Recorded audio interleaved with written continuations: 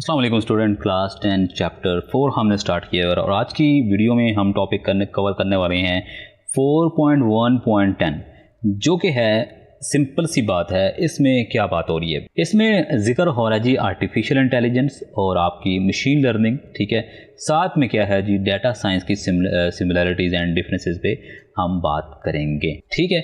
अब यहाँ पे बात आती है व्हाट इज़, सबसे पहले देखो समझो आर्टिफिशियल इंटेलिजेंस क्या है। क्या चीज़? Artificial intelligence. हमने देखो सुनते आ रहे हैं या कहते आ रहे हैं कि आर्टिफिशियल इंटेलिजेंस का मतलब है ऐसी मशीन या सॉफ्टवेयर बनाना जो इंसान की तरह सोच सके, समझ सके और डिसीजन ले सके, यानी फैसला कर सके। जैसे कि स्पीच रिकग्नाइजेशन, आवाज़ पहचानना, इमेज रिकग्नाइजेशन, तस्वीरें पहचानना, चैट बोर्ड्स वगैरह। चैट बोर्ड्स क्या होते हैं? जैसे कि बात करते होते हैं, ऐसा लगता है कि जैसे दूसरी साइड कोई एक रियल पर्सन बैठा हुआ है और वो हमसे बात कर रहा है, हमारे मैसेजेस का या हमारे बात के सवालों के जवाब दे रहा है। समझ आ गई बात? उसके बाद हमारे पास आता है दूसरा वर्ड है मशीन लर्निंग, जिसको हम शॉर्ट में कहते हैं ML, ठीक है। अब हम इसको भी पढ़ते आ रहे हैं कि मशीन लर्निंग या ML AI का एक छोटा हिस्सा है।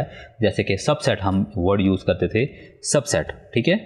सबसेट ऑफ AI का ये क्या है? ML is a subset of AI, ठीक है। छोटा हिस्सा है जिसमें मशीन को क्या दिया जाता है? एक डाटा दिया जाता है और डाटा से वो क्या करता है? डाटा से लर्निंग करता है, यानी सीखता है, ठीक है। मतलब सिस्टम खुद अपनी गलतियों से सीखता है और बेहतर डिसीजन बनाता है।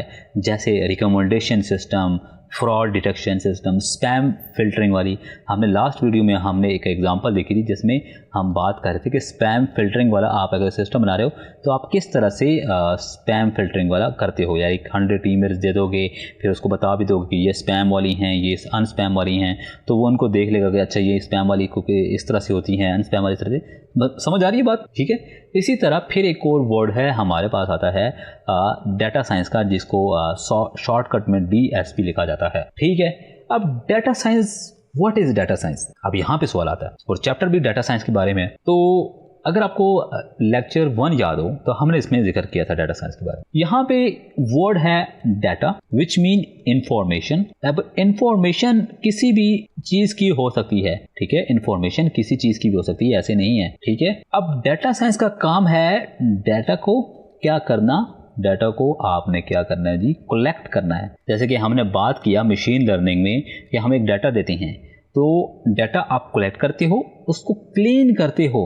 और what is the meaning of clean in the data science? यानी कि आप क्लीन करना यानी कि उसको एनालाइज करो, यूजफुल इंफॉर्मेशन निकालो जो बिजनेस डिसीजन में मदद करे। यानी कि अगर आपके पास एक डाटा है, ठीक है, किसी भी पर्पज पे डाटा होता है और उस डाटा से आप ले रहे अपने बिजनेस या अपने एक प्रॉब्लम सॉल्व करनी है, तो आप क्या करोगे? आप वही इंफॉर्मेशन, वही डाटा लोगे जो आपकी प्रॉब्लम को सॉल्व करने में हेल्प आउट करे। ऐसा ही है ना? तो ये होता है क्लीनिंग प्रोसेस, ठीक है। जैसे मार्केट एनालाइज करना, हेल्थ केयर एनालाइज करना, रिस्क मैनेजमेंट, ये सारा क्या है? डाटा है। उसके आप फिल्टर करते हो, उसको एनालाइज करते हो, क्लीन करते हो, फिर एक परफेक्ट डाटा सिस्टम को देते हो, यानी मशीन लर्निंग को देते हो। मशीन लर्निंग से फिर AI सिस्टम बनता है। समझ आ रही बातें? ये सारी चीज़ें हैं। उसके बाद हमने यहाँ पे टॉपिक में ये 2 वर्ड देखे हैं, जैसे कि सिमिलैरिटीज़ एंड डिफरेंसेस। अब सिमिलैरिटीज़ और डिफरेंसेस क्या हैं? सिमिलैरिटीज़ जैसे कि जिसका मतलब है आपको पता है मिलती जुलती बातें। अब किसकी मिलती जुलती बातें? ये मतलब AI की, ML की, ठीक है। अब इसमें भी तीनों फील्ड जो है ना, कौन सी? डाटा साइंस, AI, ML, तीनों फील्ड में डाटा पे डिपेंड करती हैं। ये तीनों फील्ड किस पे डिपेंड करती हैं? आपके डाटा पे, ठीक है। ये डाटा पे डिपेंड करती हैं अपने काम के लिए, यानी डाटा के बिना ये काम नहीं कर सकती। बिल्कुल ऐसी बात है कि यानी कि हम ML को यानी मशीन लर्निंग को जब तक डाटा नहीं देंगे वो ट्रेन नहीं होगा, और जब ट्रेन नहीं होगा तो हमारा AI सिस्टम बिल्ड नहीं होगा। बात है ना? समझ आ रही बात? इसी तरह फिर होता है एल्गोरिथम का इस्तेमाल। तीनों में एल्गोरिथम यानी सॉफ्टवेयर की इंस्ट्रक्शन। What is algorithm? याद है ना एल्गोरिथम क्या होता है? स्टेप्स, एक स्टेप्स होते हैं, sequence of steps to solve the specific problem. अब वो स्टेप्स कौन से होते हैं? याद है स्टेप्स कैसे होते हैं कि हम कहते हैं जी इनपुट कैसे आएगा, आउटपुट कैसे आएगा, फिर यहाँ पे ऐसे होगा वैसे होगा। तो क्या थे? वो प्रॉब्लम थी ना, वहाँ पे टेक्निक यूज हो रही थी। इसी तरह इसके जो ये AI सिस्टम है, इनके हर AI पे अलहदा एक एल्गोरिथम होता है, यानी अलहदा सॉफ्टवेयर की इंस्ट्रक्शंस होती हैं, ठीक है।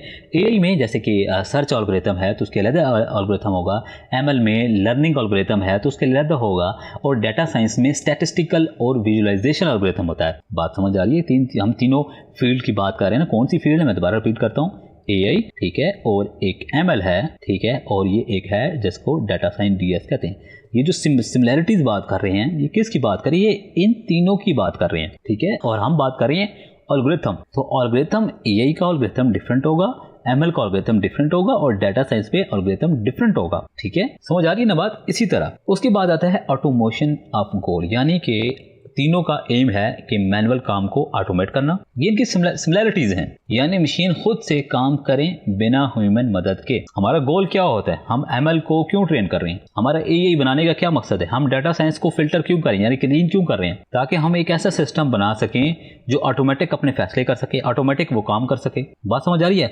इसी तरह एल्गोरिथम भी हैं, एल्गोरिथम भी सबके डिफरेंट होते हैं, बट वही एल्गोरिथम सबके सेम ही होते हैं, यानी कि हर चीज़ को एल्गोरिथम चाहिए। अगर आप कहो ना कि एल्गोरिथम डिफरेंट है, आप कैसी सिमिलरिटीज है? नहीं, मतलब ये है कि देखो एमएल हो उसको भी एक एल्गोरिथम चाहिए, ये सब सिमिलरिटीज हो गई।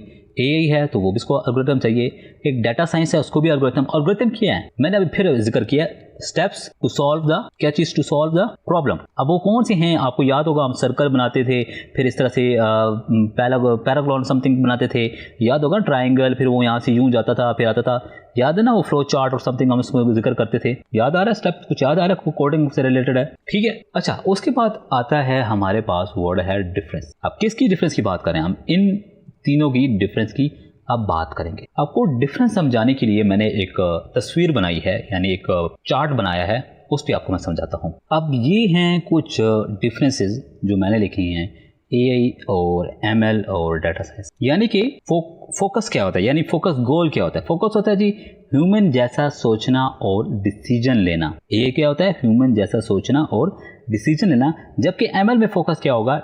डाटा से सीखना और नए डिसीजन बनाना, ठीक है। और डाटा साइंस में क्या होता है? डाटा को समझना और मीनिंगफुल इंसाइट्स निकालना, यानी कि मीनिंगफुल इंफॉर्मेशन निकालना, डाटा सेपरेट करना।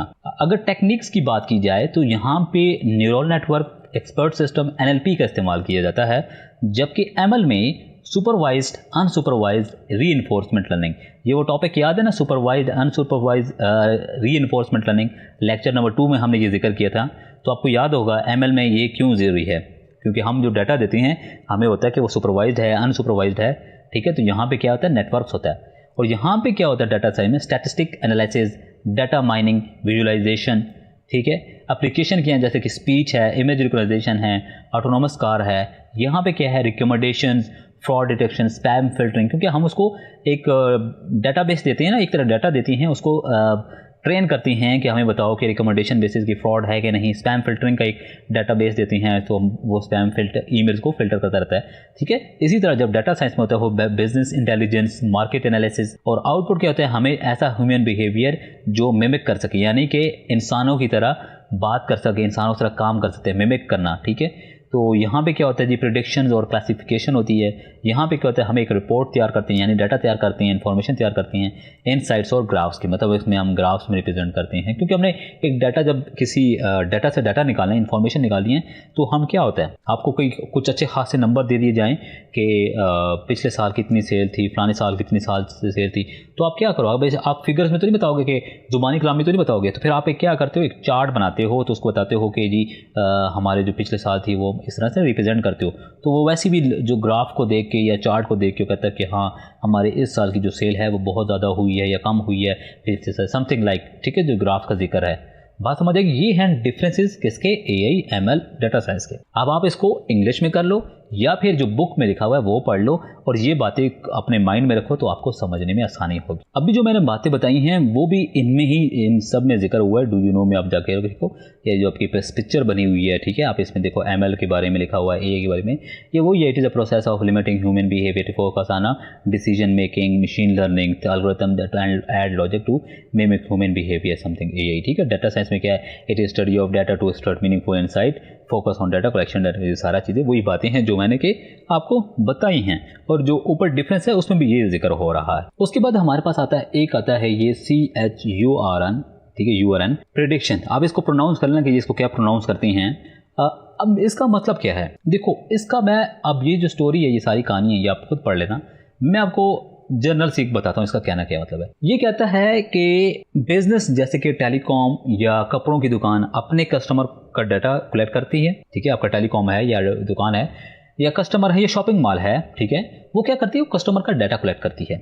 जैसे उनके फीडबैक, कितनी बार शॉपिंग करते हैं, कितनी बार उन्होंने इतनी अमाउंट की शॉपिंग की है या ये प्रोडक्ट परचेज किया, सब कुछ नोट करते हैं। अब फिर एल्गोरिथम लगाकर या प्रेडिक्ट करती हैं, ठीक है, यानी कि फिर वो एक सिस्टम बिल्ड करते हैं ना, एक ML करते हैं या ये सिस्टम बिल्ड करते हैं जिसको एल्गोरिथम लगे होते हैं। अब उस एल्गोरिथम से वो क्या हासिल करते हैं, वो ये डाटा हासिल करते हैं कि फलाना कस्टमर है, उसने लास्ट टाइम इस तारीख को परचेज़ किया था, उसके बाद नहीं आया, या जो हमारे ये वाले फलाने कस्टमर्स हैं, ये जो हैं ये ब्रांड की चीज़ों को पसंद करते हैं, ठीक है, और ये फलाने कस्टमर हैं ये लो क्वालिटी प्रोडक्ट पसंद करते हैं या वो सेल के टाइम पे आते हैं परचेजिंग करने में। तो फिर ये लोग क्या करते हैं, ये जो प्रेडिक्शंस वाला है बिहेवियर सेगमेंटेशन, इसका मतलब ये होता है कि कस्टमर्स को उसके उस बेसिस पे, मतलब आपने लूज नहीं करना, आप लॉस नहीं करना चाहते, ठीक है, तो आप क्या करते हो, जो ब्रांड की प्रोडक्ट को पसंद करते हैं तो आप उसको ब्रांड की ऑफर देते हो, यानी थोड़ा हल्का सा छोटा सा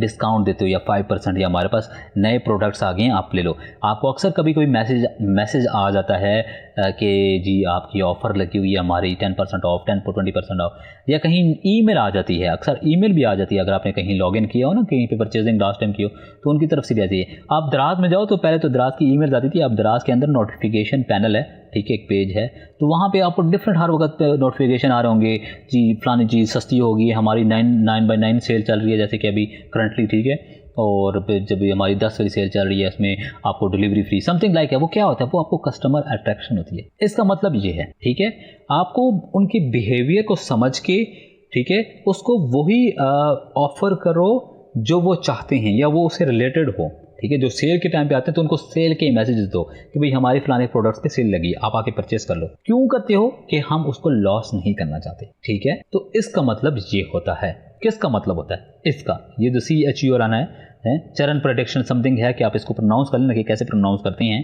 ठीक है। और बिहेवियर सेगमेंटेशन का भी मतलब यही है कि आप ना कस्टमर का बिहेवियर देखते हो कि वो ब्रांड, जब हम नए ब्रांड लॉन्च करते हैं तब हमारा विजिट करती हैं वो शॉप पे, ठीक है।